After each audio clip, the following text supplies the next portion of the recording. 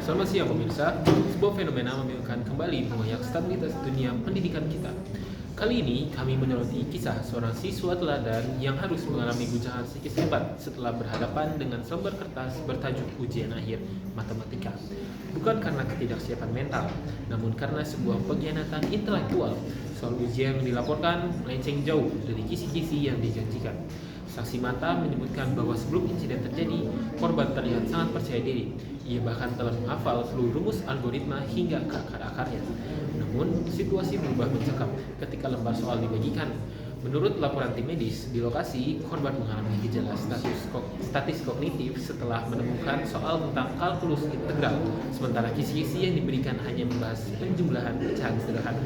Saksi di ruang ujian menyatakan korban sempat menatap langit-langit kelas selama 10 menit sebelum akhirnya terlalu kecil dan mulai menggambar pola frontal di atas kertas menggunakan air mata.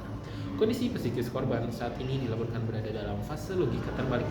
Tim ahli saraf yang menangani korban menyatakan bahwa terjadi malfungsi pada lobus frontal akibat beban kerja otak yang mencoba mencari korelasi antara variabel X dan variabel Y yang ternyata tidak ada di kisi-kisi.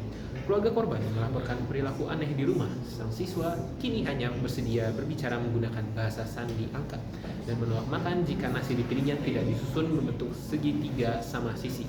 Bahkan saat ditanya mengenai kabar hari ini, korban hanya menjawab dengan rumus-rumus seperti E sama dengan MC kuadrat, yang menurut para ahli adalah mekanisme pertahanan diri agar tidak dianggap bodoh. Pihak sekolah hingga kini masih bungkam. Namun, seorang guru yang menolak disebutkan identitasnya mengklaim bahwa soal tersebut bertujuan untuk melatih daya tahan siswa.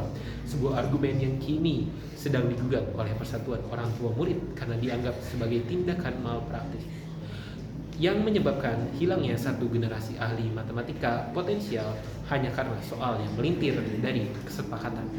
Kami mengingatkan kepada seluruh tenaga pendidik, kisi-kisi adalah janji, dan janji adalah hutang. Jangan sampai angka-angka di atas kertas justru menghapus tawa di wajah anak bangsa.